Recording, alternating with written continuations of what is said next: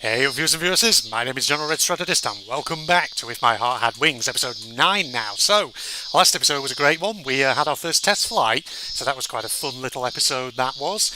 And I also actually noted that I didn't quite reach an hour with that episode, so that's a slightly shorter one than normal, but it was still about 50 minutes of great content right there. But we're going to continue on, so I need to really try and blitz out more episodes of this before I go away over summer to go and visit friends and family back up in the north of England. That way I've got plenty of stuff to keep the channel going in the meantime. Anshan got one of his contacts to repair his broken vinch. It's an old model and Zeva's rattling with some other parts, so he says the repairs will take at least a week. We were so busy until yesterday, now suddenly we have nothing to do. We are all bored, completely devastated. Okay, that too. It's not like there is nothing at all for us to do. Before I forget the feeling of actually flying, I go back to the simulator, and as always, Amana goes back to looking at the drawing board. Kotori opened up a book that she borrowed from the library and started to check something. G'day, I'm back. I bought the ice creams too. Agea, who had lost our game of rock, paper, scissors, had come back from buying ice cream. She gives out the ice creams to everyone. What you reading, Kotori? Oh, nothing much. I'm finding out about Morning Glory. The final objective is not just to fly, is it? At some point, the test flight had become our objective, but that was really just a milestone. To go above the clouds was our true objective. We also need to do that this summer. After she had finished giving out the ice creams, she dug into her own and then slumped down into a chair. Truth is, until now, all we've done is a load of test flights. There's nothing we can do about it right now. We can't fly without the vinch. I feel that the simulator isn't really enough. Why don't you do your homework or something while you have the chance? Yeah, I've done it already. Well, that was quick. When did you have enough spare time to do that? None of us have done any summer type stuff at all, have we? Is it beach fan service episode time? Something like that, I don't know. The summer festivals all finished before we even realised. Oh wait, that was her speaking, not me. That's because we've been in the garage the whole time. Fair to say, the only kind of summer activity we did was eating that watermelon. G'day, I want to do summer things, eh? Do you want to go swimming somewhere? Where can we go? Everyone's going to be at the pool and the beach, so they'll all be jam-packed. G'day, at the school pool, the swimming club are practising like crazy. Maybe it is going for the beach fan service episode thing. Maybe I'm correct, who knows? She must have seen that on the way back from the store and felt that she wanted to do it too. G'day, yeah, that's it. There is somewhere we can swim. Oh, you mean that place? As soon as she said that, I knew where she meant. G'day, let's go swim, right now. What, just like that? Standing up quickly, she turns around to look at Amane and Kotori. No way, I can't. G'day, why not? I only have school issue swimwear. I don't even have that. When was the last time I had a lesson in the pool? G'day, in that case, why don't we go buy something? You see, there's an easy answer to everything. I guess this is the moment in the series that you were all probably waiting for, wasn't it? And that's why being pushed into it by Agea, if it's already decided that we will be going swimming this afternoon, it's basically the filler episode, this, ladies and gentlemen. Well, there's nothing wrong with that, I guess. It is the summer holiday, after all. Good lord. You know, we've listened to that several times. Just going to take it down a little. Just to make sure you're not, you know, I'm not competing with it. It is a summer holiday after all, we're not so lazy that we'd willingly let it go to waste. In the afternoon we stopped off at the dormitory. This place is closer to where we want to go. Okay guys, have you got everything? Alright, let's go. Feeling like I was leading the outing, I took everyone with me as we left the dormitory. Our destination was the steep cliffs of doom. Oh no, here we are. A little cove or something. Okay, looks pretty enough. Well, I didn't know such a place existed. G'day, even the local people don't know about it because it's off the beaten track. This was no beach resort, it was the shore of the lake. There was sand beneath our feet, the water was nice, we could swim there. Unlike Agea said, being off the beaten track meant that most people didn't know about it. It's surrounded by forest and cliffs, so it can't be seen from the surrounding area. This is a most interesting place. Oh, you brought the duck, of course you did. Seeing the waterfront, Hat flaps his wings happily. G'day, when we were kids we were exploring this area and we discovered it. This was our secret place where we'd come to play. Let's get changed and go swimming. Looking at the waterfront made her get excited, just like Hat. G'day, if we go to that cave type thing over there, no one in the area will be able to see us. Said Agaya as she pushed Kotori's wheelchair along. Because of the sand, if she didn't do that, Kotori won't be able to go forwards. Owie, you can't come over here. Okay, I get it, you've always got such a big mouth. You're a boy too, so wait over there. She yelled as she threw Hat back to where he was before. Well then, I'll get changed too. When I say get changed, all I mean is I'm taking my clothes off. I'm already wearing my swimming shorts. Hat looks like he really wants to go swimming. I saw that once in a while he'd like to swim in a big, wide open place like this, so I brought him along, and it seems like he's enjoying it. Just hold on a bit longer, everyone will be back soon.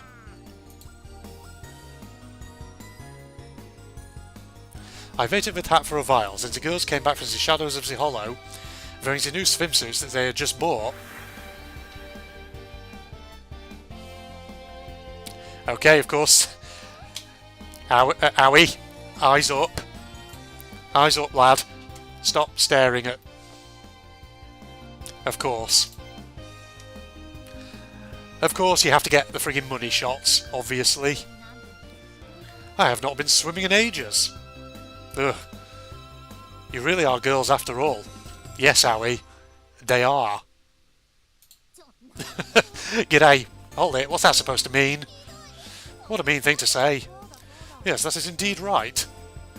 Oh, I'm sorry. Usually you don't really seem all that feminine, that's all.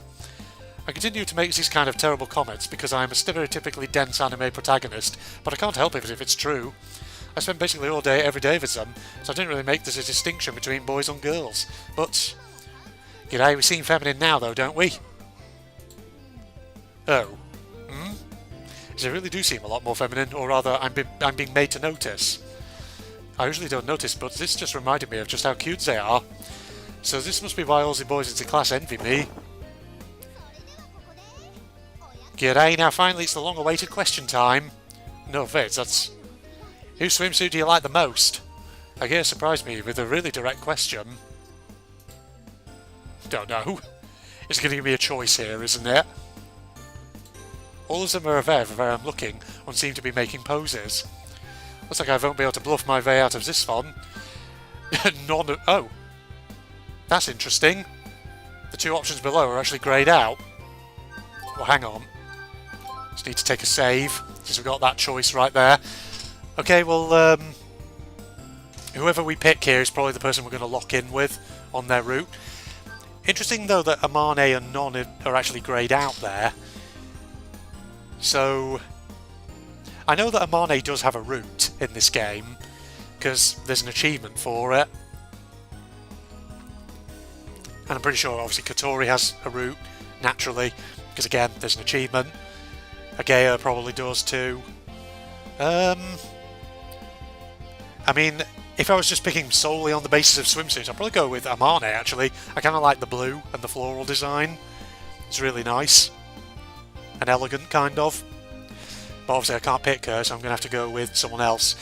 And since I guess we are looking into the Kotori route, I guess we'll say Kotori then. Maybe Kotori's. Kotori's stunned and instantly goes bright red. That's great, isn't it, Kotori? Owie had something nice to say about you. G'day, can't do much about that. Kotori is cute, after all. Don't give me that lecherous look. What sort of a response is that? So I praise her, but I'm in a worse position than before. G'day, well, I think that Kotori's just hiding her embarrassment. Kotori's bright red face looks down at the ground. The no-holds-barred question time ended without incident, so now it's time to go swimming. After completing my warm-up exercises, I go to work on inflating the rubber ring. I don't need that, I'm not a kid. No way, it'll be a big problem for me if you drown. G'day, that's right, accidents in the water are scary, you know. I don't need something like that, though. Yeah, pretty soon you'll be glad that we've got the rubber ring from the bottom of your heart. As I speak quietly, but with a hidden meaning, she gives me a suspicious look. Alright, finished. I put the inflated rubber ring over Kotori's head. Hold on tight, don't let go. Yeah, okay. G'day, let's go. Agaya and I lifted up Kotori together. Oh wait, where are you taking me? Even though the waterfront is close by, if we head in a completely different direction... G'day, just leave it to us. Zenvi climbed on top of a big rock at the bottom of the cliff. By now it seems that Kotori has realised what we have in store for her. But what are you doing? Don't worry, it's really deep down there. So just, what exactly are you... G'day, you can jump into it as deep as you like and you'll be fine. With big grins on our faces, we swing Kotori's body like a pendulum. Stop, you're gonna kill me. Here we go. 1, 2. G'day, 3. There we go.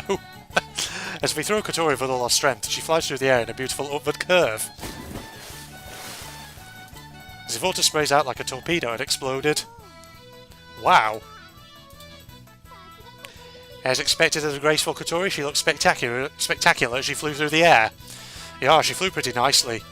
From out of the ripples in the water, Kotori emerged, still holding tightly to her rubber ring. I feel like someone should be in the water with her, given that she's technically has no use of her legs. Just for safety, you know. Hey, are you okay? G'day, you still alive? That was so fun. One more time, one more time. Kotori waved both hands like she was calling for an encore. Next is a jump of S difficulty, a triple aerial twist moonsault. As we get down... Oh wait, that was not her speaking, that was me speaking. As we get down from the rock to go and get Kotori, as there was Amane waiting with a sparkle in her eyes. It's my turn next. Oh, you want to do it too? Yes, indeed. G'day, Amane, I thought you were scared of heights. This kind of height should be fine. There's no way we could refuse when she has such an expectant look in her eyes. There's nothing we can do about that, so Ageo and I lift up Amane. The reason why she's heavier than Kotori must be because of her... Yes, that and solely that, Owie, of course. Amane's doing it too. Get out of the way, it's dangerous there. G'day, here we go, Amane. Yeah. 1, 2, 3. That image. Amane flew through the air. Her trajectory was a little lower than Kotori's. Can she actually swim? This time his splash was like a direct hit from a torpedo. Wow. Kotori and Hat let out noises as his splashing water hits. Amane, are you alright? Oh god. Surely you should have checked this first. Amane's sinking. Amane! Kotori starts desperately paddling towards her, and as she thrusts her hand into the water, Amane's face appears from the water. Then she clings onto Kotori's rubber ring. I'm sinking. Oh, hold it. Stop struggling like that. Hang on, I'll be right there. I jump in and go to rescue them both. Yes, I think if you could go swimming, it probably helps if you can swim. I thought I was going to die. I totally forgot that I can't swim. There's nothing to laugh about there, Amane. You can't swim, so why did you want to do it? Kotori looked like she enjoyed it, that's why. Also, I thought it might be good training for my piloting skills. I don't think it would help with that. I want to do it again. Okay, okay. Yes, me too. You can't do it. Oh. This is a game that we often used to play. G'day, when we were kids, Hotaru would cry when we did this. We were quite ruthless back then. Masatsuga would be close to tears too. However, this is one of those rites of passage, and this is what helps kids to grow up. Maybe. Well, we started things off all of a sudden in a kind of childish way, but we were enjoying summer activities in our own way. Recently, I haven't really been that active, so I was just swimming around the place. Kotori entrusted herself to the rubber ring, floating on the water with Hat alongside her, while Ageo and Amane were building sandcastles. Those two really do like making things. This feels so nice, Kotori murmured with half of her body floating in the water of the beach. My body feels light in the water and it feels nice to not cause any hassle. She's always in a wheelchair, so even moving a short distance can be quite troublesome. In the water, even a disabled legs don't feel so heavy. Hat is happy at being able to swim around as much as he likes. I passed by the two of them as I returned from my long-distance swim, then got out of the water and sprawled out on top of the sand. Oh, sure I'm worn out after that. G'day, welcome back. You swam really far, didn't you? It's been a while since I did any exercise. I feel like I've lost some stamina. G'day, even so, you've got really great legs. Fucking love them, you know. I'm friggin' drooling over those legs right now there, Owie, murmured Ageo as she looked at my thighs. Oh, specifically at that. Okay, that's because I used to cycle. Hey, look at this, Kotori, they're about the same thickness as your waist. That's so rude, my waist isn't as thick as that. And of course now we get the money shot again. As she says that, I can't help but look at Kotori's waist. It really is slim. It's hard to tell because she's always in a wheelchair, but Kotori has a slender body. Compared to her, Ageo is... Is what, Owie? G'day, what is it? No, I was just thinking of how full-bodied you are. G'day, full-bodied you say? It's Kotori that's too thin. Ageo should cut down on snacks. Kotori spoke in a serious tone to Hat. Why, you little? Speaking of body types, both girls stared straight at Amane, who was relaxing in the shade of a tree. She was in the water just now, so her wet swimsuit was clinging tightly to her body, which emphasised her curves. Stop with the money shots, please. Please stop that. These are high school students. The bits that curve outwards really curve out. Of course. G'day, the parts that curve inwards, should curve inwards, curve in too. She really does have the ideal curvaceous body. Are we just saying this out loud in front of her?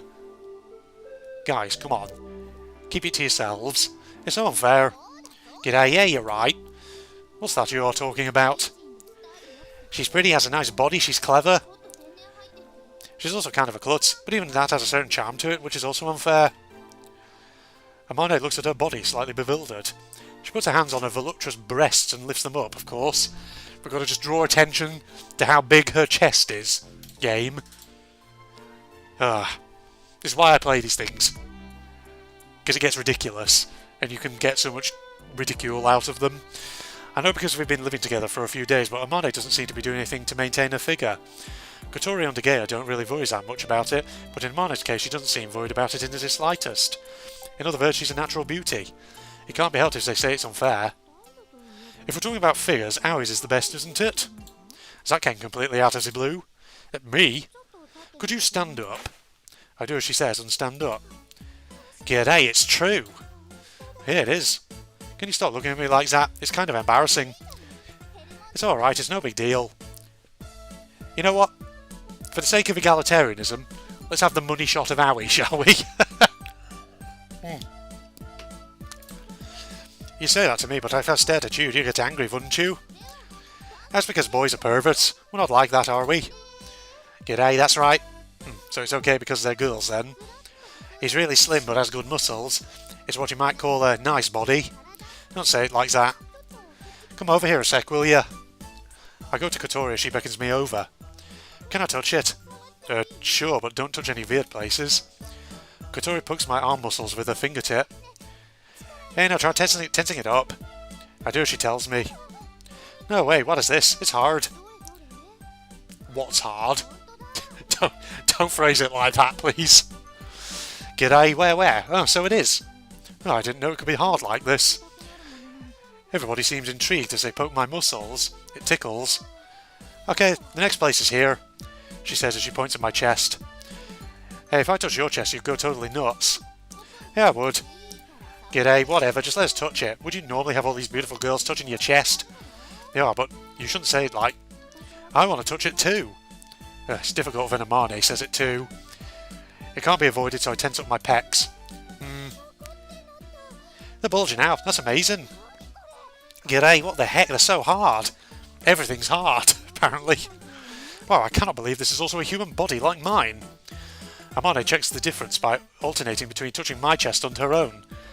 What is going on? Yes, that is a question that is going through my head right now, Owie.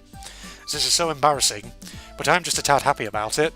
A guy being happy about having his muscles praised is just like a girl being pleased about having her figure praised.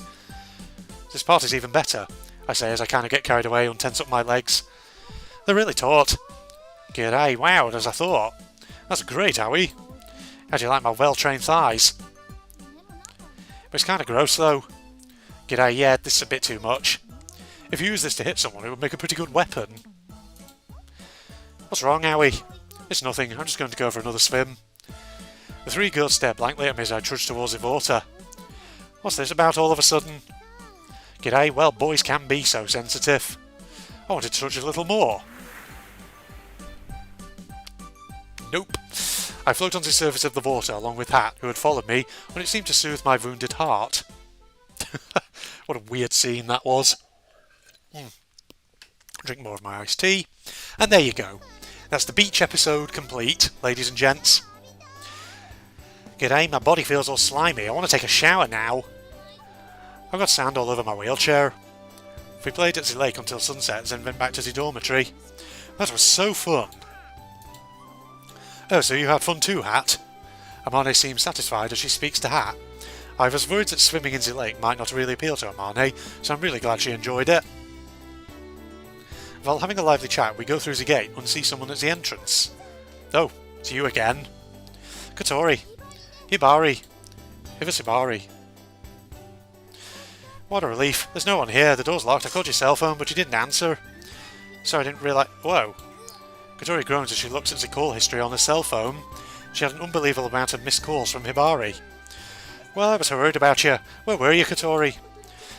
Sorry, I went to swim at the lake with everyone. Swim? Hibari seemed puzzled as she looked at Kotori. It looks like Kotori going swimming was completely unexpected. Oh, I see. We didn't think the Hibari was coming today. It's always quite sudden, but usually either I or Kanako are in the dormitory. Ever since yesterday, Kanako has been back at her house. Everyone is now on their Obon holiday. I unlocked the entranceway door. Please, come on in. No, that's all for today. I have to go now, she said, then looked back at Kotori. Kotori, you're not coming back, are you? That's right. Mum and Dad both really wanted to see you, Kotori. No, I'm not going back. It's more fun here. Kotori, I guess you're right. You've made so many friends here. I'm sorry, Hibari. Gosh, this is just Irish Central, this is. No, call later, will you? Okay, got it. Harry, please take good care of Kotori. Yeah, I'm keeping an eye on her, so please feel safe in the knowledge that everything's alright on your way home. What do you mean, keeping an eye on me? Grumbled Kotori. Also, I've got this for you. She takes out a great big styrofoam box and opens the lid. Inside it... G'day, wow! It's meat! I received it as a summer gift. Go ahead, you can eat all this together. That's just like you to do something like that, Hibari. Meat! Amane loves meat. This is the second time for Ogea and Amane to meet Hibari. Since we started camping, Hibari has been to the dormitory a few times. Okay, I'm off now, Kotori. Yeah, see ya. Say hi to Mum and Dad for me. Oh, jeez. Coaster's sticking to the bottom of my glass. G'day, this is the first paper airplane barbecue competition. Ogea declares the opening in a loud voice. It's a competition, as the name suggests. It's an anything-goes contest, where we all make a paper airplane, and the person whose plane flies the furthest gets to eat the best meat. The reason why we are doing this is because the meat that Hibari brought over varies in type and size. There's beef, pork and chicken, as well as the various cuts of meat, and if we were to divide it evenly amongst everyone, there would only be a small amount of each meat for each person. Beef, I want to eat a belly full of loin and ribs, is what these meat-eating girls all insisted, so that's why the very first competition of this type has been hastily arranged. The discipline chosen is the paper airplane, which embodies the peaceful spirit of the soaring club. I'm not going to lose this battle. G'day, I'll show you the Ogea special. Everyone starts work on folding their paper airplanes. We aren't using the construction kits like the ones that Kotori used before in the garage. These are just the regular paper planes made from a single piece of paper. We come up our own ways of folding them, and the paper airplanes feel that we make are all different shapes. Everybody's serious about this. The meat and or pride are on the line. It's serious business, ladies and gentlemen. Have you finished? Finished? Okay, I'm done too. Who gets the beef? We'll bring the paper airplanes that we have made and stand next to each other in a line. We'll throw them at the same time as the signal is given, so there will be no complaining about the results. Forget the explanations, let's start already. I'm so hungry, so famished. G'day, there'll only be one winner and that's me, you wallabies. Alright, so get ready. Everybody has a serious look on their face. Bang! Not go, but bang. We all throw our paper airplanes at the same time. The 4 paper airplanes cut through the darkness of the night. Go! Okay, here we go. Come on. This looks bad. The first one to fall was Amane's. It wobbled ungracefully as it flew, then suddenly lost speed and crashed to the ground. No, the meat! The next paper airplane to fall was mine. Kotori and Ageas was the only ones left, so it was now a two-horse race. Just a little more, come on.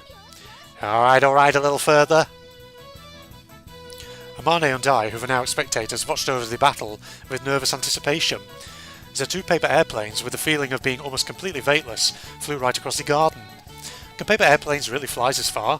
Is what I thought as I watched on, impressed. It was a close finish. I did it, I won. That's the beef for me. G'day, that's so unfair. Agea protests. While getting closer to the ground, both of their planes were still increasing their flight distance.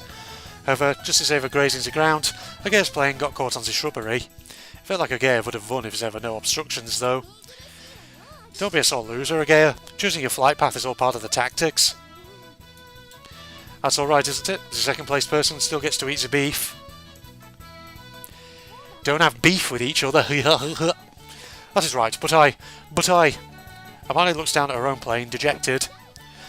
Okay, let's go back to the dining hall and have dinner. I guess that's totally necessary to decide who gets the best meat. Sizzle. Fat from the meat is flying off the hot plate. It is most strange. I should have been the one who knew the most about how to fold a paper airplane. Amane slowly eats her chicken while continuing to act all downhearted. Things like that can happen, you know. The four paper airplanes from just now are lined up next to the hot plate. The one I made was just a mediocre regular type. Kotori's had worked on the tips of hers a little, and the back of the wings were bent slightly, probably to give it more lift. Agea's was folded somewhat more elaborately than Kotori's. Since there was Amane's, I couldn't possibly imagine how she folded it, but it was a pretty complicated shape. G'day, the way this one's folded really is the best though. Yeah, it's so messy. There's no way something like this could fly. Oh. Amane puts her hands to her chest and hangs her head. If it appears that the reason why she lost is not because there is a problem with the design, but rather her clumsiness when it came to making it. Agea's plane seems like it should be able to fly well. Kotori's plane was well devised and was also precisely folded. Never mind, I'm no good at this anyway. She looks on with envy at the beef loin and ribs that Kotori and Agea are eating. These ribs are delicious, this loin is great too. G'day, this is the best barbecue meat ever! Just rub it in her face. I wanted to eat the beef too, but to be honest, anything is okay. The pork and chicken were really tasty. We ate our dinner while chatting excitedly. On the TV that had been left on in the dining hall for some reason, a program called Japan Rocks the World had just started. It's a program that covers Japanese people who are active in various fields. G'day, Amane might appear on this program one day. Would Amane be okay on being on TV, I wonder? She'd probably say something strange. G'day, that'd be alright, wouldn't it? She's pretty, so she'd look good on TV. As they sit there saying these things right in front of her, they turn their focus back to the TV. A middle-aged man with a beard and a white coat appears. Oh, I know that guy. G'day, he's the person who invented the technology to create biofuels from some kind of bacteria. A lot of inventors are weird, aren't they? Could they be called eccentric weirdos? I've seen this guy several times on TV. He develops the technologies that Agea just mentioned, and has been applied to things that we are familiar with in our daily lives. He is pretty odd, an eccentric weirdo, as Kotori put it. However, at the same time, he is famous for his outspoken remarks, and can sum up things like environmental issues with a simple statement, so he's quite thrilling to watch. There's a lot of detail we're going into about a guy who just happens to be on TV. G'day, I like this guy. He comes across as a bit of a klutz sometimes, but he's quite charming, so you can just hear my chair creaking probably. You're right, it's like he resembles someone we know. Who could that be? Oh, that's my dad. Amane, who had been focused on eating, mumbled as she lifted her head. Huh? Who is? Look, he's on the television. Everyone looks back at the TV again. As on the screen it said, Takashi Mochizuki, inventor. G'day, Mochizuki? No way. Speaking of which, I have a feeling she said her dad was an inventor. So that man is Amane's dad? Yes, that is most correct. Does that seem weird? Is that weird? I'm not sure what you'd call it. He's really famous. Bewildered, everyone stares at the TV, then compares what they see to Amane biting into a fatty pork, who then looks up and happily says, oh? Fatty pork really goes well with wasabi and soy sauce. G'day there! That was Amane. That was the wrong voice, but never mind. Behind Mr. Mochizuki, who was being interviewed, there was a glimpse of a girl in a white coat. Oh, that is when I went to help my father with his work. I remember now. He was excited because there were some people filming for a television show. She speaks like she's talking about things that happened to someone else while stuffing herself with pork, then says, oh, again. The invention that my father is introducing is something that I designed. I recognise the invention that Takashi is proudly introducing. If it's a hot topic for a while, it sold really well, onto the Zonzi Morning News. The funds for constructing the glider came from the income I got from its patent. She explains it like it's completely normal, but... G'day, that's why there is such an abundance of funds available. She usually acts like an idiot, but Amane really is amazing, isn't she? Recently I've been around her all the time, so I just thought of her as a strange girl, but she is really an incredible person. I go a little pale when I think about whether or not it's alright to throw someone like that off the top of a rock. After I quit, I'll be going to the laboratory to help my father with his work. Oh. I've been repeating the year at school for so long, it's caused quite a lot of problems for him. Once again on the screen, there's Amane helping her father. She's good looking, so she looks great on TV. However, the others were no longer making a fuss about it. It all seems strangely real, now that they've confronted with what Amane would look like after she quits. Amane, here. Kotori put a piece of grilled beef rib on Amane's little dish. Is this okay? G'day, have this too. Agea gave some beef loin. Oh, many thanks, yes, beef! Now that the topic of her leaving the school had unexpectedly come up, there was a feeling of sadness around the dinner table.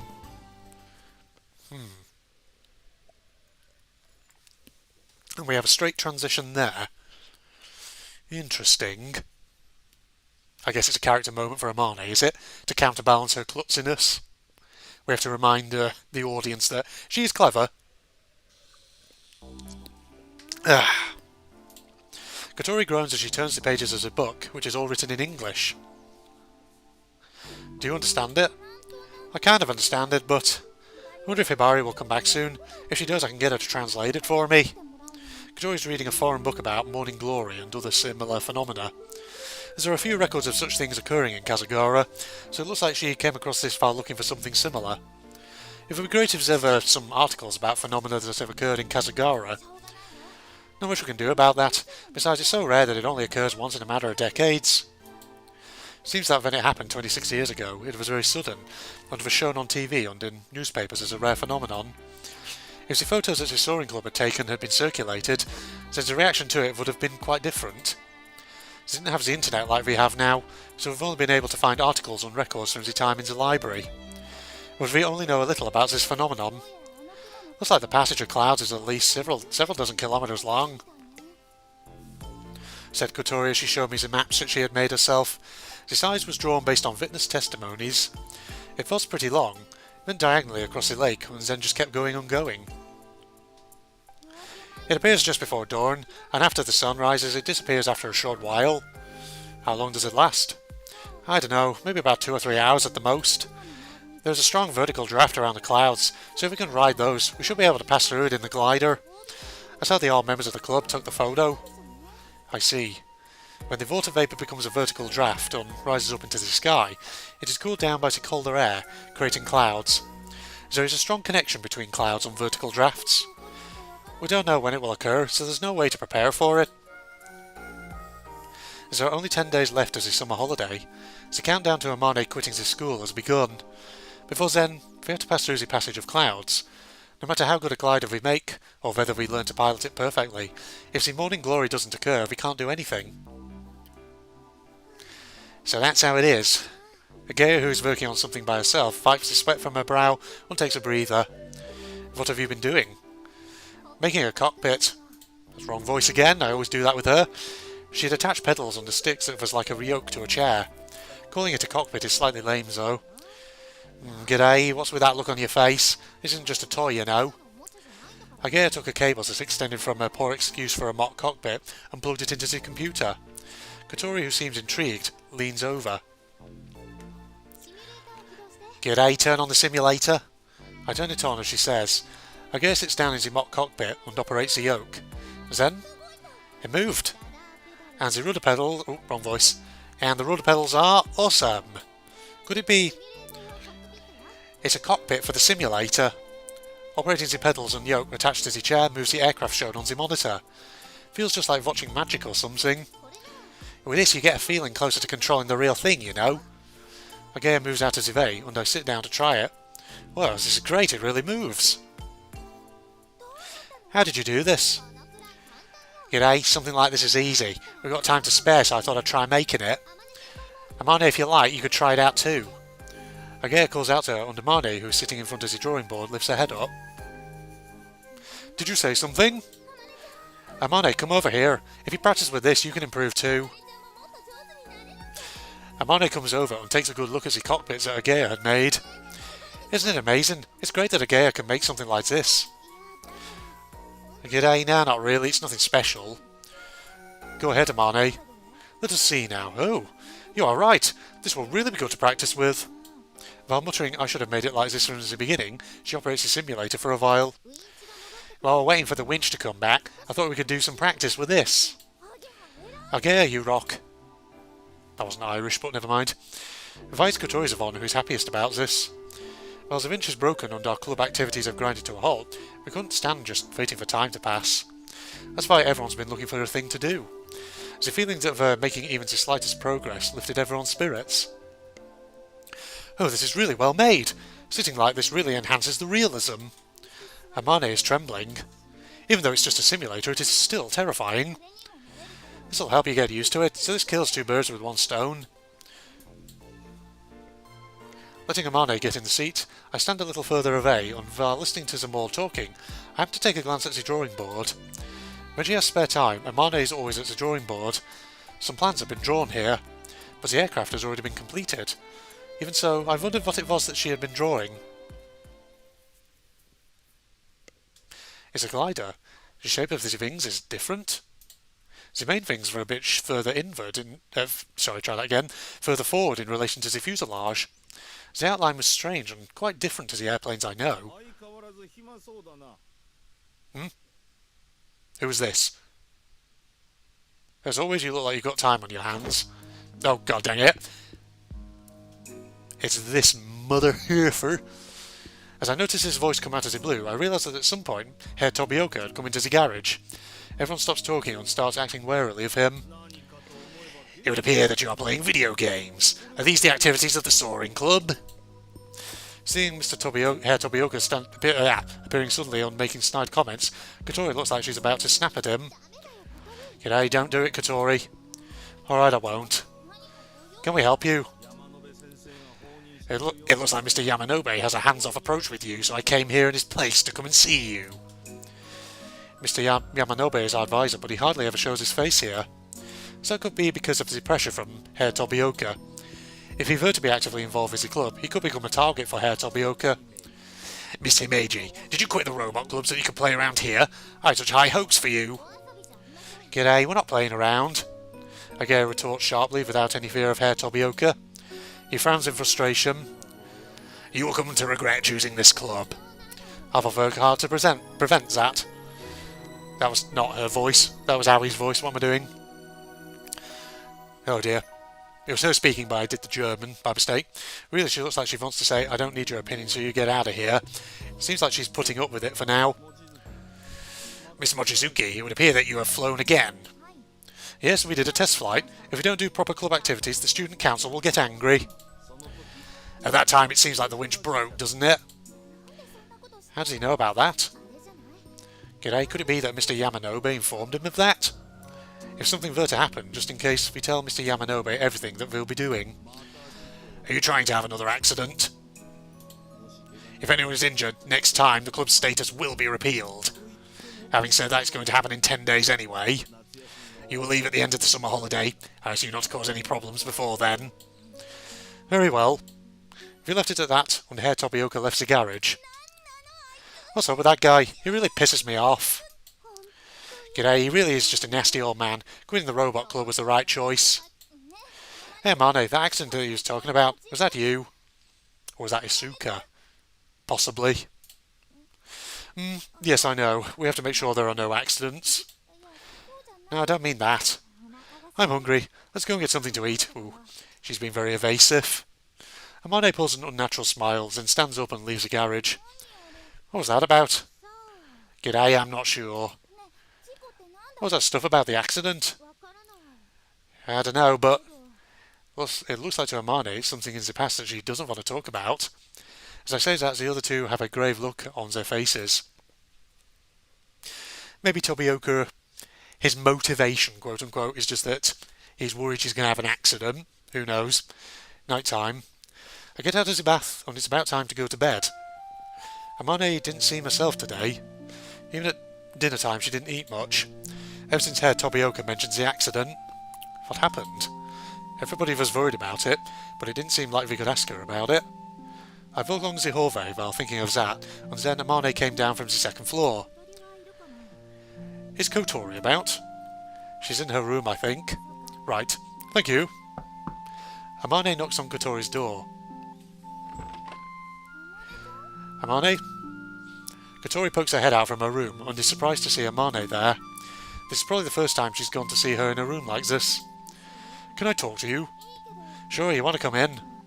Okay. Kotori invited her in, and Amane went inside the room. Kotori went to close the doors and noticed I was there. She looked at me like, what should I do? Come over here, but there's no way I could go in there. Eventually, she closed the door.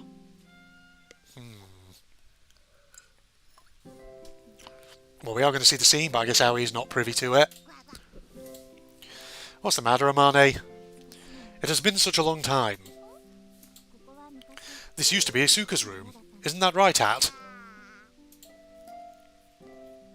In those days, I would often come here to hang out. I helped make the duck door for Hat. Oh, really? That must be why it looks so shoddy. Just whisper that under your breath. It has not changed all that much. I don't have that many things. If there's too much mess, it'll just get in the way. Did you come to look at the room? Oh, that's right. I thought I would return this. This is Asuka's flight log, isn't it? What do you mean, return it? This is yours, isn't it, Kotori? No, I just found it. This is... well, it is not mine either. But you're the one who should have it. Asuka was your best friend, right? Asuka did not leave it here because I was supposed to see it. If that were the case, it could have been given to me directly or left in the garage. I guess so. It was in this room, wasn't it not? It was wedged between the shelves, like it was hidden. I think that you should have it. That must be what Asuka was thinking. If that's alright with you, Amane, I want you to have it too. Okay, I understand. Because of coming here, I was able to meet Hat again. Wait, that's not her speaking, that's Amane speaking.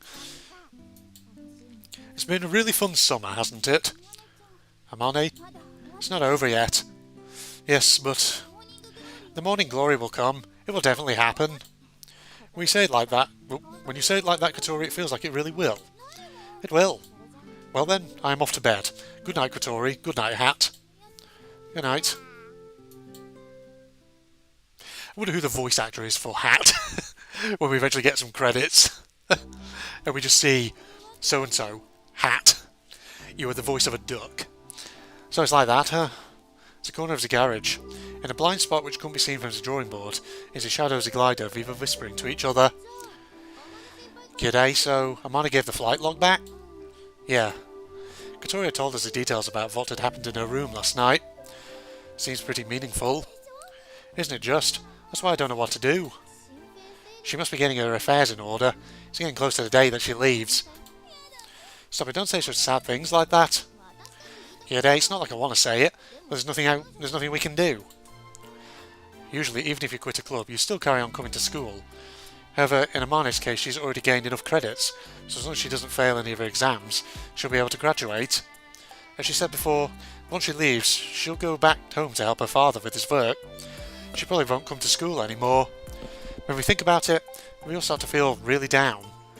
Because of Amane giving Asuka's flight log back to Kotori last night, we became strongly aware of the situation. And this is mostly a diary, isn't it? Asuka doesn't seem to know much about building gliders, and in actuality Amane is the one who made it. According to the diary, Asuka was the pilot, it seems. Amane made it, and Asuka flew it. It looks like those were their roles. Remember when we first joined the clubs that Amane said there was no pilot?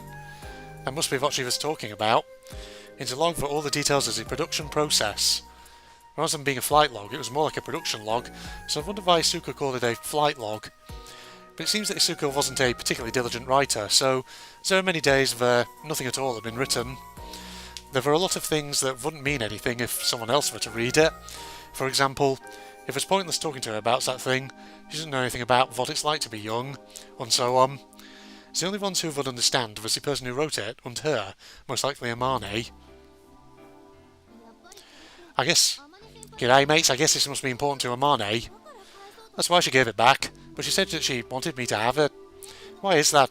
Is it because I'm the one who found it? She might think of it as something you've inherited.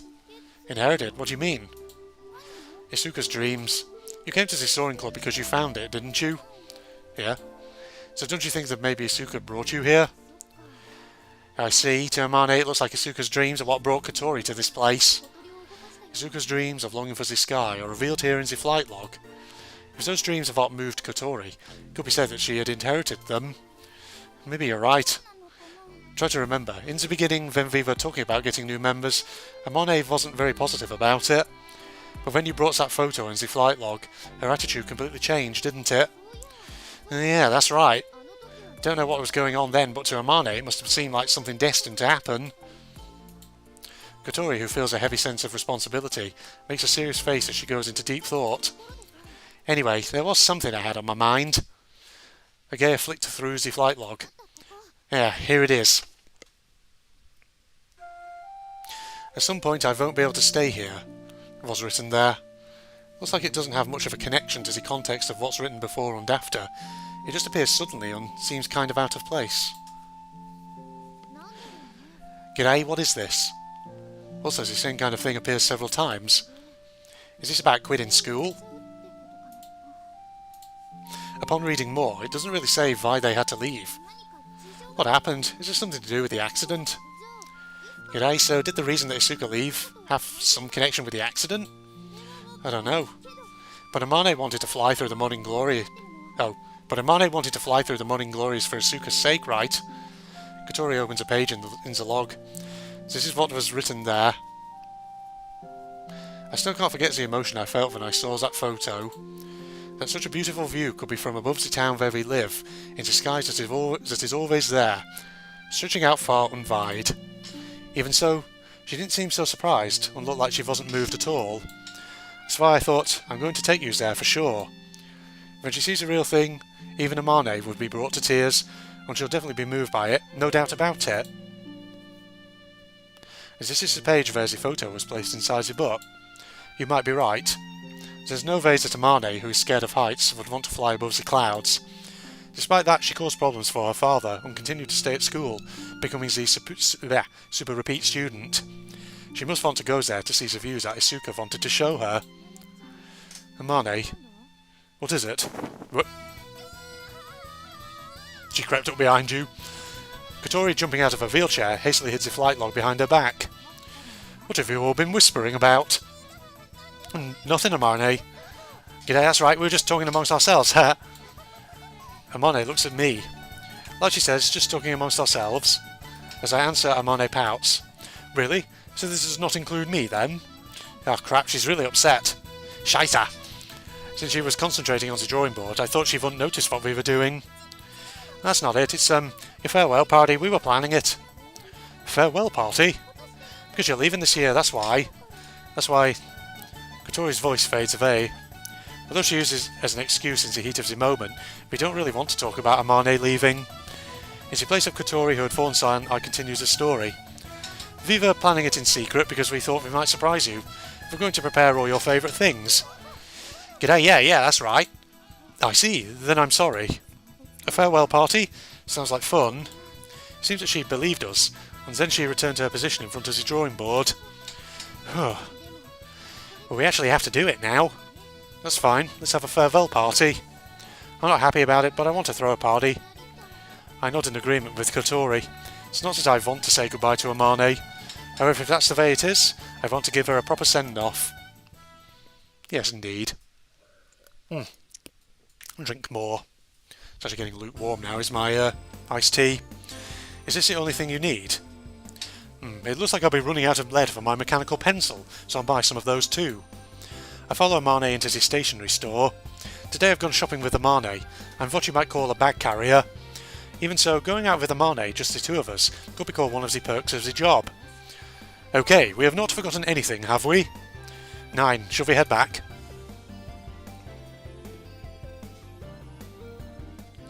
Thank you for today. Because of you, I was able to buy lots of things. 9, it's no problem at all. Amane bought paper and equipment for drawing, and also some other tools for what purpose I don't know. The mountains of 8 would be too much for Amane to carry by herself. But why did you suddenly decide to come with me on my shopping trip? Well, I thought it might be tough to do it by yourself. Today I've been entrusted with a secret mission. As the others prepare for the farewell party, I have to buy them some time. A few days ago it was hastily decided that Viva would hold a farewell party, but in order to surprise Amane even just a little, we plan to keep, at the very least, the day on time as the party a secret. Right now, Kotori and the others should be proceeding with the preparations at the dormitory. It should be alright with that. They'll call for some help, so they told me not to worry. Amane, where are you going? Amane started to walk in the opposite direction to the school. I'm going to take these shopping bags back to Maison du Flying Fish. And why? Aren't you going to put them in the garage? No, I bought these so that I could do some work at the dormitory. Really? That must be why she's buying large amounts of the same things that she has on her desk in the garage. What's wrong? Aren't you coming back? Well, this is bad. If she goes back to the dormitory like this, they'll be caught in the middle of the preparations. Why don't we go for a little stroll? Well, of course, I don't mind. What's this all of a sudden? Her face seemed to say, but she agreed to it. Okay, let's go, as far as possible.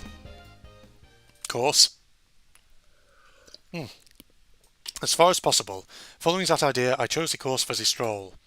If we take a detour past the lake along the promenade, I noticed that we were walking up a gentle slope. Oh, this is wonderful. Amane let out a sigh as though she was impressed by the sight of the windmills lined up along the gently sloping hill. Is this the first time you've seen them? Yes, to see them from below. I've only ever seen them from the sky after crossing the lake. Not many people would have seen this place from the air. I was one of those few people. I feel quite proud of that. This is a research facility for natural energy, isn't it? When I first came to Keifu Academy, it was still under construction. It was when I had moved away from here. I see. At that time, Amane was already a student of Keifu Academy. You were in the robot club in the first grade, and after that you joined the soaring club, didn't you? Yes, that is indeed correct. Well, rather than joining it, it would be more correct to say that I made it. Together with Asuka, is that right? For a moment, Amane looks at me in a mysterious way, then nods. She must find it strange to hear us using Asuka's name. I was invited by Asuka. She found the photo and the garage and said, let's make a soaring club. I wish I could have seen it. What's that? You at that time. Amane is the same age as Kotori and Geia. Amane looks at her own body again. I don't think I've changed much since then. We're always going to talk about her breasts, apparently. Her boobs must have been just as big back then too. Kotori would be jealous if she heard that. Just had to slip that in there, didn't you? You see, we've got the nice, great music, great setting, we're going to have a heart-to-heart, but you can't help but mention her chest. Thank you, game. Her looks aside, I can't imagine Amane Mochizuki as an innocent young girl. Her height might not have changed much since the time she joined the robot club. But what did you do in the club back then? That's also not that much different to now, making gliders and flying. Back then I was not really interested in gliders. It is just that Asuka said that she wanted to go to the place in the photo, so it felt like I was helping him. Is it different now? No, Asuka is a him, okay. Interesting. Aeronautical engineering isn't my specialist field, but I made many interesting discoveries from the research. Also, doing something with you all, Kotori and Geia and you even, is fun. Do you remember when we completed the main wings? Yeah, of course. At that time I was so happy. Everyone's efforts, or should I say their feelings? I can't really explain, but I feel like it had all taken shape. That's why, even though I'm scared of flying, the test flight was fun. Amane. Without realising, I feel taken aback. I usually never know what she's thinking, but now I knew that she felt the same way I did back then. It probably doesn't matter what it is, as long as it's something that we can all get stuck into together. I just happen to be the glider. The rest of us could probably say the same thing. I always wanted to know the reason why Isuka was so obsessed with it, says Amane. She looks into the distant view on the other side of the lake. If I can fly to the passage of clouds, maybe I'll understand it. So that's why it's your goal. In that place, even if she's all alone. Maybe even now Amane isn't really that into making gliders. The thing that she's chasing after is not the sky, but Isuka. Where is Isuka now? It's a question that I'd been on the verge of asking before, but had stopped myself, just slipped out. Amane looks at the windmills turning slowly in the wind. Well, I do not know. I don't know where she went. Oh no, Isuka is a she. For some reason a moment ago it said Isuka was a he, but it must be a localization, translation thing. Amane was smiling. Not that she was sad or lonely, but like she had given up. I regretted asking such an unnecessary question. Not knowing what to say next, I look up at the windmills with her. Every time I see them, it's such a tranquil scene. It feels as if living life rushing around, living according to time, is so silly. By the way, it is pretty hot. The solar panels must work really well here. Yeah. Other than the windmills, there are also solar panels to generate electricity. In the direct sun of the middle of summer, as they must be working like crazy right now. Shall we head back? Well, what shall we do? Maybe we should stay for a little longer. I checked the time on my cell phone and it's still a bit too early. What? But it's hot. See, look how much I'm sweating, she says as she pulls her sweaty clothes away from her chest. That's what Agea had said once. That is the area that gets the most sweaty. Okay, let's go to the convenience store. I'll buy you an ice cream. An ice cream? Now that sounds great! Looking like she was about to start drooling, Amane immediately started walking. I go after her even carrying the bags. I would like the strawberry one. It is sweet, a little sour, and very delicious. Go ahead, have whichever one you'd like. In order to buy them some time, looks like I'll need to get her to eat about 2 or 3 ice creams. We're going to be eating later, but that shouldn't be a problem for Amane. Oh, we have to cut off the great music. We're back. Whoa. Jeez. See, I knew there was a party happening, I just didn't expect a loud noise like that all of a sudden. Going into the entranceway, Amane is surprised by the sound of a cracker going off. Seeing Kotori and Agea there, she said, "Is today my birthday?" "No, don't you even know your own birthday?" "G'day, come on, come inside." Sure. Had she completely forgotten that we were holding a party? Wow. With a big question mark on her face, Amane is brought into the dining hall, and without hesitation she showed her amazement when she saw the spectacle awaiting her inside. Not that we can see it, because it's the same old CG. I followed her inside, and I also let out a little gasp. There, the dining table was overflowing with food. As usual, you're just going to have to imagine it. Boys and girls. This is incredible. There is so much delicious looking food. Seems like you like it. First part is a success. Kotori and Agea smile at each other. Amane, you've been working hard for so long. Have you forgotten? We said we were going to have a farewell party for you. Seemed like she really had forgotten and said, "Oh yeah," and nodded when she finally remembered. I thought that I should forget about it, so I did my best. If you try your best to forget something, wouldn't that just make the memory more vivid? That's what Amane's like, though. She's not like ordinary people. Sorry, Amane, we didn't want you to see them preparing everything, so that's why I've been taking you all to all those different places all day. G'day, that's a nice perk of the job, isn't it, going on a date with Amane? Hey, that's not what this is about. Was that a date? Nine, I just said... That was my first date, so that's what a date is like. That's given me one more memory before I leave. See, she seems happy about it. Yeah. You're blushing, that's so creepy. Shut up, will ya? More importantly, you guys have done a great job getting all this food ready. By the looks of it, Western food is the main focus here. It's Italian and French, but I'm not that clued up on it, so I don't know the names. What, you don't know pasta? Spaghetti? A bit of macaroni? However, there are things like roast beef and chickens that have been cooked in the oven, so it's a lot like real restaurant food. Hibari helped us. As Kotori spoils his surprise slightly, Hibari, who couldn't wait any longer, came into the dining hall. Good evening, Amane. Good evening. Kotori asked me to come and help out. Oh, I see, so that's why. I'll tell you this, Agaya and I really did help, didn't we? G'day, we did. Then after Hibari, Anchan came in. We've invited him to surprise Amane. Amane, lady, congratulations on retiring from the club. Tatsuya, thank you. Yeah, it's nice that we could come too. It's fine, isn't it? We helped cut the grass too. Otora and Masatsugu are here too. Like Masatsugu says, they did help out, but at times like this, the more the merrier. When I heard you were having a party, I just couldn't stay away. Kanako, I thought you went back home. They kicked me out. She must have been wandering around in her underwear again. But we can't leave her out at the party. She's helped out with this and that too. Wow, it is so lively. It's like she's talking about someone else's party. You're the guest of honour, Amane. G'day, that's right. Today's your farewell party. Oh yes, much gratitude, everyone. Gas coming up my throat from a drink. Alright, tonight we'll drink and sing, and party all night. G'day, yeah. Don't go too crazy, this building's old and falling apart, you know. Is it, what's the word that, Japanese people, when they're all, like, doing a toast and they drink. What's the word? Is it kampai? Something like that? No, I don't know. You know what? I have no idea. I'm just trying to think of something in my head, but it's not coming to me. It is delicious. She's the same as always. G'day, I can't tell you how disappointed I am to see that.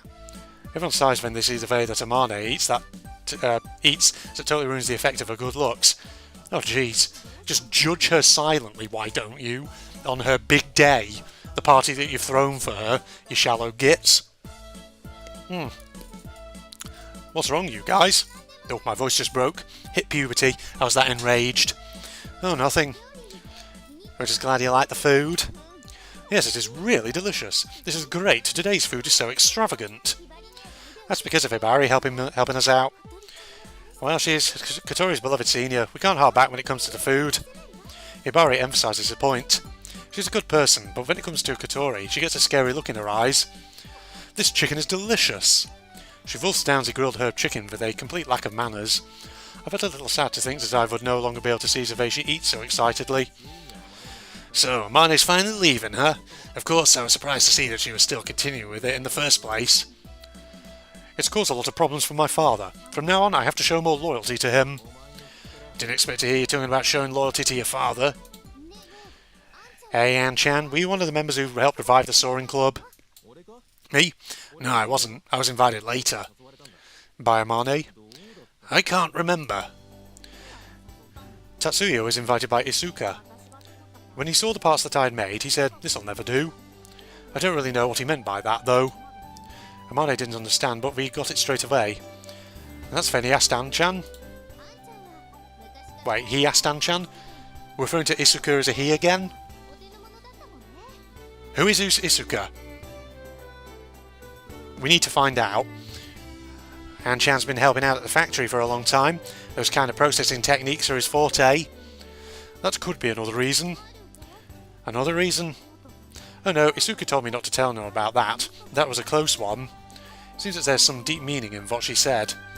If it was any ordinary person cutting themselves off like that, it would be like they were waiting for us to say, "So tell us." But with her, I don't think that's the case. Could this be about that thing? It could be. The ones who started the current Soaring Club were Isuka and Amane. At the time, it was only the two of them. They were able to do the club's activities by themselves. But then the student council were really easygoing, especially towards Amane. At any rate, she was the greatest genius to attend the school since its founding. The teachers turned a blind eye to most things. Oh, is that so? As Amane slurps her soup, she speaks like she's talking about someone else again. I'm not a genius. Isuka always used to call me an idiot. Can't believe she'd say something like that about Amane. Was Isuka really that amazing? Yes, indeed. Isuka was a genius. When Amane answers, she speaks proudly of her as if she were her own. Okay, so Isuka is a girl. It's sort of mixing up the pronouns, which I'm guessing must be a localization error. A genius that surpasses Amane Mochizuki. I can't imagine it. Looking over towards An-chan, he shrugs his shoulders and smiles. It's true that Isuka found the garage and the glider resting inside, bruh. Amane nods while busily biting into a chicken. One day, out of the blue, she said, "I have found something incredible." And then we decided to fly the glider. A lot of the description had been left out, but I understand it for the most part, so decided not to delve any deeper. This kind of thing often happens when talking to Amane. The glider that you guys have been flying was built by the old members, and Amane and the others made some changes to it. I always thought that Amane and the other members made the whole thing themselves. G'day, the old members were really great too, weren't they? Hearing about the achievements of club members from days gone by made our own achievements seem quite insignificant. We've got to work harder. Well, if we talk about the history of the Soaring Club, the ones who don't have much to do with it were just enjoying the food. Ah, Margons, these are delicious. The ones wrapped in bacon. Which ones? Wow, these are seriously tasty. This type of food is great. At my place we just eat ramen and gyoza all the time. Our dad hates Western food, so I haven't really eaten much of this kind of thing before. That sounds like my granddad on my father's side of the family. He was very boring with food. Anything slightly foreign, he hated it. He would always call it foreign muck. So, yeah, you can never eat pasta, Chinese food, anything like that. Curry, that. He was always into his roast dinners. He was a boring sort of person. Feel free to have seconds. There's still lots left. Yeah, okay. Katori's sister is really kind, isn't she? She's also a total babe. How is really going to bait, huh? Can I have seconds? I thought you had a girlfriend, by the way, Masatsuga. Sure, coming right up. It's okay, I'll do it. Don't worry, Aoi, just sit down for now, she said as her slippers pattered as she went into the kitchen. Hibari would definitely make a great wife, don't you think? Does she have a boyfriend, I wonder? There's no way I'd let her go off with some guy I don't even know the first thing about. I will rigorously scrutinise anyone who tries to go out with her. G'day, mates. It's really obvious that you have a sister complex. No, I don't. I just think the world of my sister, that's all. That excuse is completely lame. Well, it's good for sisters to get along. Is your sister about the same age as Anchan? Possibly.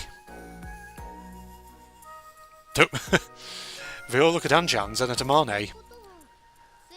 G'day, so that'll make her about the same age as Amane. Okay, sorry to keep you waiting. Hibari puts a second helping of chicken on Amane's plate. If Amane hadn't become a super repeat student and had just graduated normally, maybe she would have ended up like her. No, Nines, there's no way that could happen. She would have swapped her school uniform for a white coat and joined her dad working in the lab. Maybe her lifestyle wouldn't be that different to how it is now. That reminds me. Amane, you're always drawing. Are those designs or something? Katori asked a simple question. Yeah, I was wondering about that too. That was something that was on my mind as well. It's a glider. But haven't we already finished it? Yeah, says Katori. Amane wiped her mouth and stood up. She leaves the dining hall and comes back shortly after. You mean this? Amane lays out the aforementioned designs. It's a glider, but it's a different shape to Arvon. In relation to the bodies, the wings protrude from further forward. We've already said this. What's this? The shape is different. G'day, there are other improvements. The shape of the body is the same, but look at this. Agea points out all the small differences one by one. There's ever a considerable number of these changes. This is the aircraft that we actually should have made. Should have made? Amane nods. As Tatsuya said before, the current glider was made by the previous members of the Soaring Club. It's extremely well made, but it wasn't honed down to the finer details. It was probably based on a famous glider design from overseas. There are signs that it mimics such a design with a lack of understanding of the functions. That's where I made some improvements. We all eagerly look at the designs. Even when I find the differences, I've got no idea how this is any better. But the old members used this aircraft to fly above the clouds, didn't they? They also took that photo. In which case the design specs must be good enough, right? According to flight logs from the time, they used a tow plane to fly then. It's a launch method using a tow plane, not a winch, to pull the glider into the air, taking off together. Yeah, I've noticed sometimes little occasions in this game where it kind of repeats things a bit unnecessarily. Because it had already explained the whole tow plane thing last time, in the previous episode, when we had the test flight. G'day, so it was taken up to a pretty high altitude to begin with. Amane nods. However, we don't have a plane. We use a winch tow rope, so in order to fly even a little higher, I fine-tuned the design down to the smallest details. The result of which are these designs. But in the end, we couldn't make it, could we? Kotori's question is answered by Anchan. Changes have been made to the body and the main wings would need to be completely rebuilt. To carry this out would have taken a lot of time and money. If they had been working on this from back then, Anchan would have been at the centre of the production. It's not that it can't be done, it was difficult, that's all. Also, the designs are not complete yet. I can't seem to get my ideas together. It's because I'm stupid. If Amane can't do it, it would be impossible for anyone else too. Amane carelessly folded up his designs, put them to one side and went back to eating. The soup's splashing on them. Hibari, move them a little further away. Okay. Hibari moves the designs to a place where they won't get dirty, while the rest of us continue the meal. I think we'll keep going a little bit longer yet. I think we're well over an hour at this point, but that's fine. After the meal, we went out into the garden to do some fireworks. Since the farewell party was planned in a hurry, there was a limit to what we'd be able to do, but... I want to do fireworks with Amane, said Kotori, who isn't exactly our leader, but she decided it there and then. There were no objections. The rest of us also wanted to do fireworks with Amane. I've got a bit more iced tea left. This is really fun. The colour changed. Hey, look at this, Amane. Oh, you're right. That's cool, I want to try it too. Amane's doing handheld fireworks with Kotori. They both seem to find these fireworks unusual and are enjoying themselves. G'day, those are no good. I have to show you these, which are a running tradition for us. Agea getting fired up is carrying fountain-type fireworks that are normally placed into the ground, one in each hand. If you light them and wave your arms around, you can chase after people, which is one of our... Don't do it. Hey, why not? Hey, give those back. We finally created a peaceful atmosphere and you're going to mess it up. You know fun, Howie. Meh, Agea, I don't like that anymore. Stop acting like a kid. This is what an older sister being scolded by a younger sister looks like. Here we go, come on! Shouted Masatsugu as he came running in from his side, lighting large numbers of mini pinwheels and throwing them around all over the place. Oh boy, someone's going to have an accident at this rate. Whoa. How do you like that? G'day, Mabu, you idiot! You dumbass, what are you going to do if someone gets burned? Oh, that was scary. You won't get away with that. With this, grab that moron. Come and get me! G'day, he ran away. Hold it right there. You'll never catch me! Anchan got you. Masatsugu, running around like a little monkey, suddenly stopped in his tracks. In the blink of an eye, Anchan had grabbed him by the scruff of his neck. Anchan! Mabu, can I have a word with you over there? Speaking kindly, Anchan took Masatsugu over to the shadows. Listen, Mabu, it's important to have fun, but you shouldn't piss the girls off, okay? You're not a kid anymore. You don't want the girls to hate you, do you? Okay, I'm sorry. G'day, looks like he's annoyed Anchan. He was doing the same thing you were planning to do, wasn't he? Nah, everyone is so childish. Well, that's one way to end the fireworks display. Hey everyone, the shaved ice is ready. Kaneko came carrying a tray into the garden. Here you go, we got syrup too. Yes, shaved ice. Have you got condensed milk syrup? I want strawberry. Alright, don't push. There's enough for everyone. Thanks for going towards this trouble. No, it's no problem. Kotori's having so much fun after all. Hibari gets a little tearful. I guess that since I came to the dormitory, the only real thing she enjoyed was eating ice cream. Some point the days where Kotori doesn't smile have become fewer, when she has fun every day. Not just Kotori, but the rest of us too. It's all thanks to your club activities. Yeah, maybe. There was something that we could all get into, on people who felt the same. Amane and Isuka started it, and then myself and the others will continue with it. But Amane won't be around for much longer. Shaved ice, huh? I might have lemon flavour, bruh. Anchan, can I have some too? Have you thought about what you've done? He's literally a kid. Yes, I have. I don't want the girls to hate me. G'day, is that what you call thinking about what you've done? Shut up. I don't accept you as a girl anyway. G'day, what did you say? Jeez, you guys are so noisy. Can't you just eat quietly? Ah! Brain freeze! It's cold and tasty. This strange blue colour stimulates my appetite. Fireworks on shaved ice. As one of the memories of summer, nothing beats this. After eating the shaved ice, there were still some fireworks left. It looks like Agea got Hotaru and Masasugu to buy them, but it's kind of a problem because they don't know how much is too much. I'll go over to where Kotori and Agea are to do some more handheld fireworks.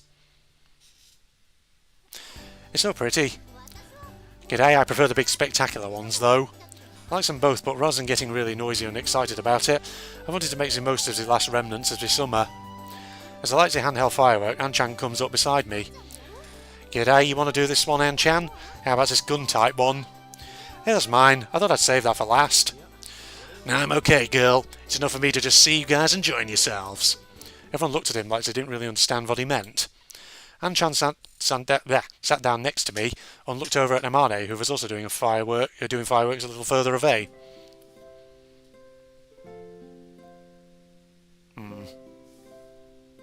Amane was doing sparklers with Masatsuko and Hotaru. These fireworks are so cute. You're doing the sparklers last. Yeah, it's okay. I like these. Yes, me too. Girls like these kind of things, don't they? An-chan, watching over them, had a kind yet sad look in his eyes. Hey, An-chan. Where did Isuka go? As I asked, Kotori and Agea raised their heads. Why do you ask, bruh? An-chan must realise that it's been on our minds, but despite that, that's how he answered. Amane told us that she went away somewhere. Well, I don't know where she went. That's what Amane said earlier today when I asked her at Windmill Hill. Amane continued to build the glider because she wanted to know why Isuka was so obsessed with it. She might understand if she passes through the passage of clouds, is what she said. Couldn't read that for a second then. Hey An-chan, why did Isuka go away? I, or rather all of us, had predicted the same answer, that she had died in an accident. It was a terrible thing to think, and we didn't want to be right about it. I don't know, bro. You don't know? There was an accident, wasn't there? Oh wait, that's not how he's speaking, that was Agea.